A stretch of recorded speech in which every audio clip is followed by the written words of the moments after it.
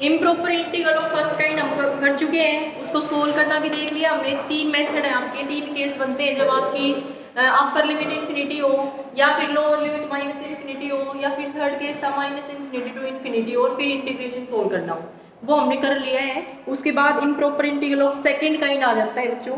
Second kind में क्या होगा कि अगर आपका इंटीग्रेशन है a to B F D X, ये है आपके पास integration a to B F D X, इसको हम बोलेंगे improper integral of second kind. कब बोला जाएगा?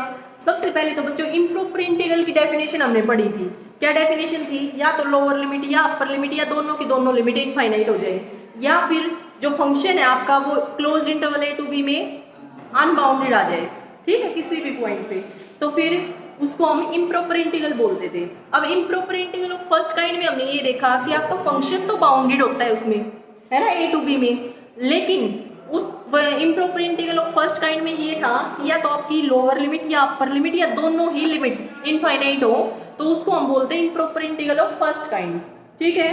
अब improper integral of second kind किसको कहेंगे? कि आपका जो ये लिमिट है ना, ये दोनों फाइनाइट हो, लेकिन जो ये फंक्शन दिख रहा है ना, ये फंक्शन आपका अनबाउंडेड हो closed interval A to B में, और जो नंबर ऑफ पॉइंट्स है ना जिन पे फंक्शन आपका अनबाउंडेड आ रहा है, वो फाइनाइट नंबर ऑफ पॉइंट्स होने चाहिए, ठीक है।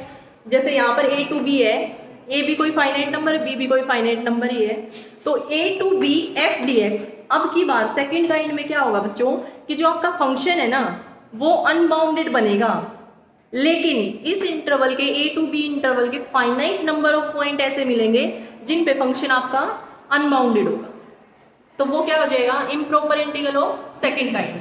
फिर उसके बाद आता है improper integral of third kind या फिर मिक्स्ड काइंड। उसमें क्या हो जाएगा? फर्स्ट और सेकंड दोनों को मिक्स करके लिख दो, ठीक है, कि मतलब आपकी लिमिट भी इनफाइनाइट हो सकती है और जो फंक्शन है वो भी अनबाउंडेड हो सकता है उस इंटरवल में, तो वो आपका improper integral of third kind या फिर मिक्स्ड काइंड बन जाएगा। अब improper integral of second kind में बच्चों देखो क्या हो सकता है, इसने बोला है कि जो फंक्शन है वो अनबाउंडेड होगा finite number of points of closed interval A to B,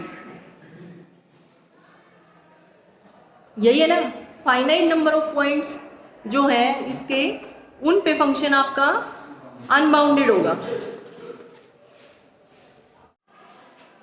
उसके बाद बच्चों देखो इसमें 3 केस हो सकते हैं आपके, इसमें भी कौन कौन से केस बनेंगे कि हमने बोला है कि जो आपका फंक्शन है ना वो अनबाउंडेड होना चाहिए closed interval A to B में, लेकिन फाइनाइट नंबर ऑफ पॉइंट्स पे, तो फाइनाइट नंबर ऑफ पॉइंट्स होगा, तो हो सकता है केस फर्स्ट ये हो जाए कि जो आपका फंक्शन है f is unbounded on b point पे अनबाउंडेड हो बस, तो एक ही तो पॉइंट पे अनबाउंडेड है, हो सकता है b पे आ जाए, तो एक केस तो ये हो जाएगा आपका।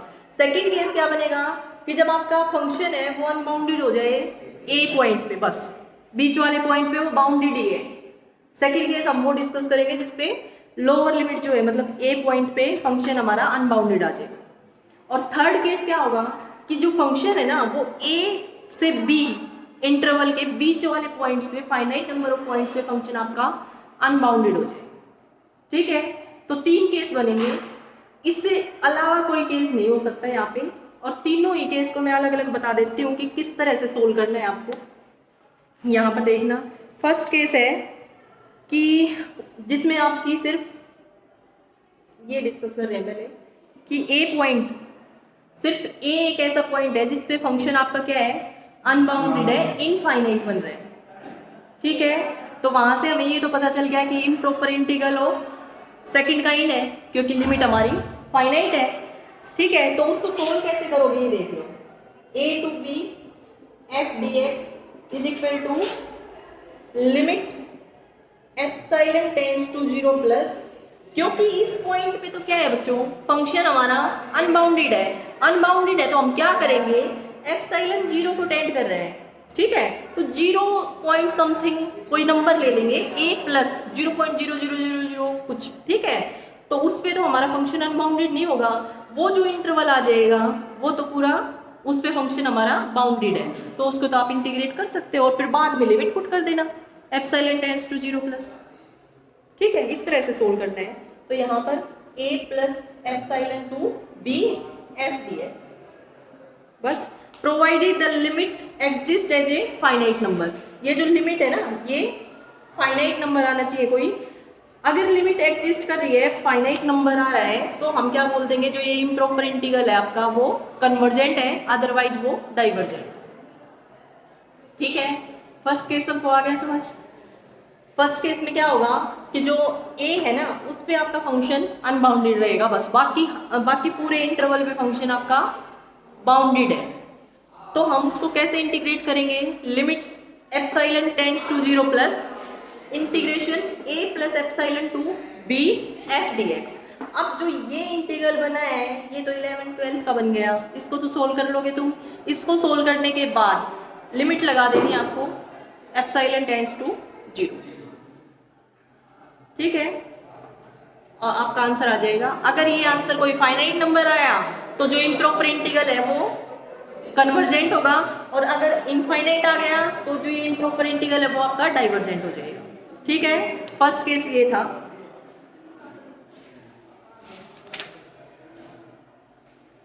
इस पे बेस्ड क्वेश्चन बता देती हूँ मैं एक बार। फर्स्ट है इंटीग्रेशन 0 to 1, ये है बच्चों, ये दे रखा है आप।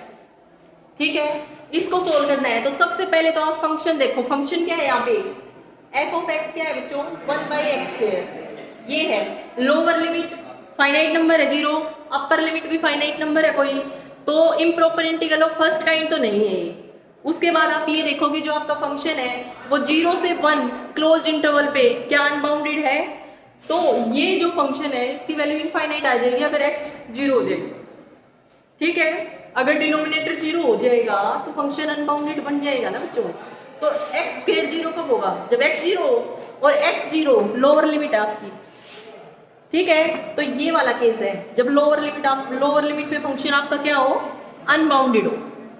तो उसको किस तरह से सोल्व करेंगे हम, limit epsilon tends to 0 plus, यहाँ पर a plus epsilon to b था, b 1 है और a यहाँ पे 0 है, तो 0 प्लस एप्सिलॉन करोगे तो एप्सिलॉन आ जाएगा, यहाँ पर 1/x² dx।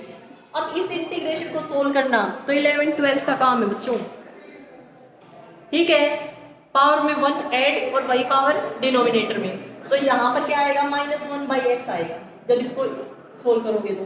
और यहाँ पे आप लिमिट पुट कर दो, upper limit minus lower limit, और फिर क्या करो, लिमिट लगा दो, तो क्या आएगा बताओ, माइनस, देखो अपर लिमिट पुट करेंगे तो -1/1 -1 और फिर माइनस लोअर लिमिट तो माइनस माइनस हो जाएगा प्लस, और लोअर लिमिट पुट करोगे तो ये आ गया।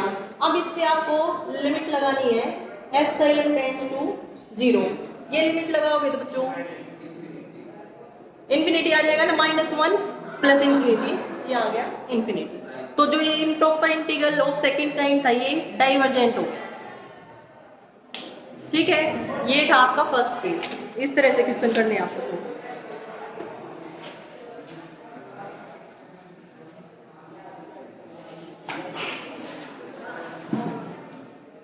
उसके बाद जो इसी में सेकंड केस है आपका, improper integral of second kind में सेकंड केस ये रहेगा, if b is the only point of infinite discontinuity of f then we define closed integration a to b f dx is equal to, अब की बार b वो point है, b is the only point जिस पे हमारा function क्या है, अनबाउंडेड है। ठीक है, तो आप उसको कैसे सोल्व करोगे, limit epsilon tends to 0 plus ही रहेगा। यहाँ पर आप क्या करेंगे बच्चों बताओ, देखो b a से b इंटरवल की बात कर रहे हैं, हाँ b माइनस एप्सिलॉन हो जाएगा इसका।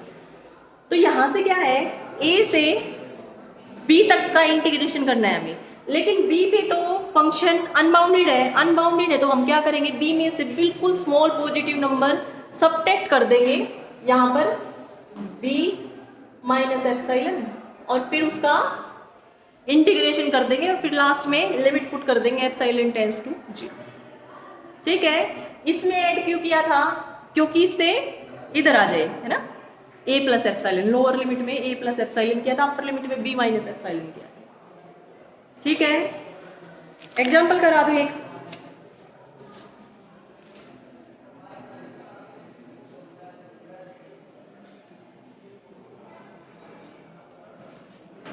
ये है बच्चों आपके पास 0 to 1 √1 माइनस एक्स, ये है आपके पास।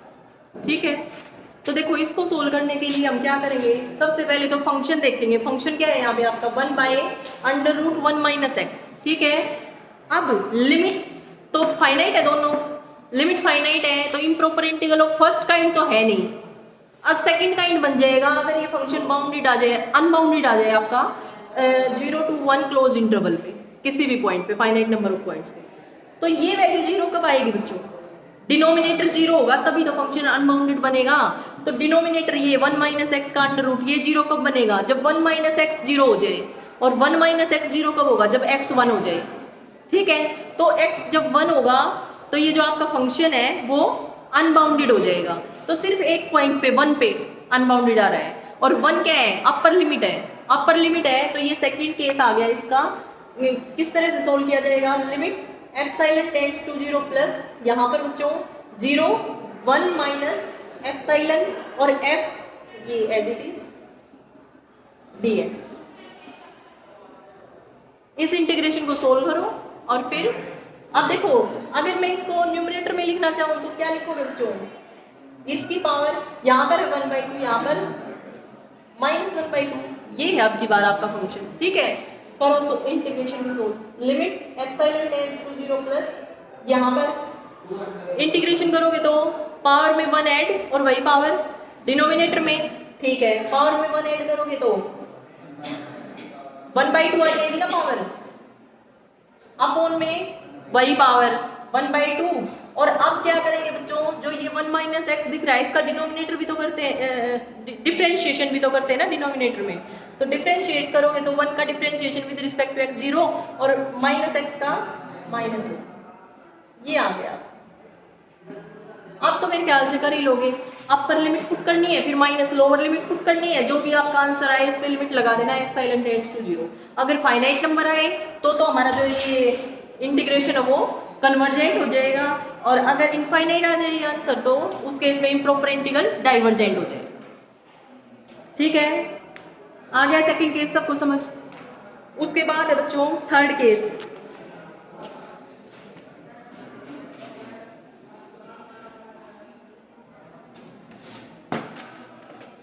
थर्ड केस में ये है बच्चों, आपका है integration a to b f dx, ये है। अब की बार क्या होगा, देखो अगर लोअर, ये जो लोअर लिमिट है इस पे फंक्शन आपका अनबाउंडेड है तो हमने देख लिया कि किस तरह से सोल्व करना है, कर लोगे आप। अगर अपर लिमिट जो है b, इस पे फंक्शन आपका अनबाउंडेड आ रहा है तो उसको भी आप सोल्व कर सकते हो, देख लिया हमने किस तरह से करना है। अब अगर a से b के कुछ फाइनाइट नंबर ऑफ पॉइंट्स पे फंक्शन आपका अनबाउंडेड आ जाए तो उसको कैसे सोल्व करोगे।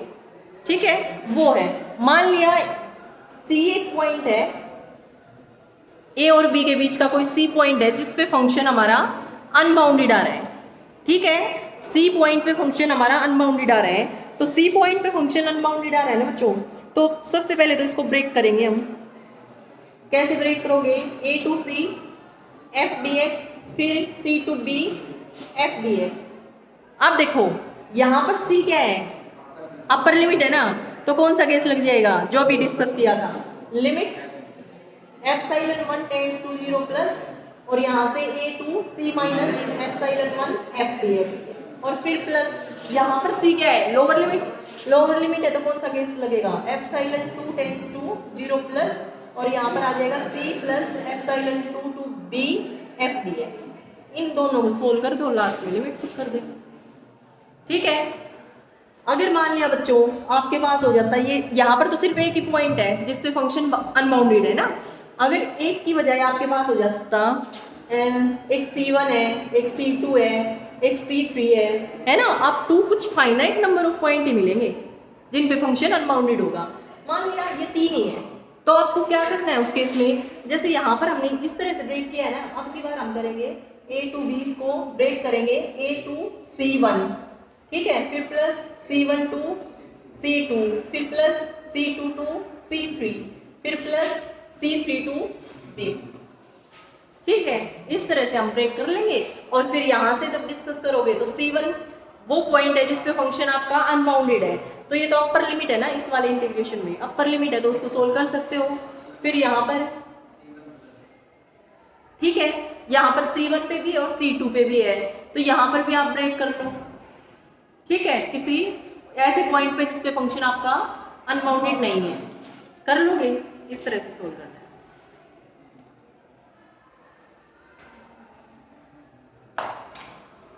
सेम बच्चों, अगर इसका आंसर आ जाता है फाइनाइट तो इम्प्रॉपर इंटीग्रल आपका बन जाएगा कन्वर्जेंट, और अगर आ जाए इनफाइनाइट तो इम्प्रॉपर इंटीग्रल बन जाएगा डाइवर्जेंट। ठीक है, तो आपको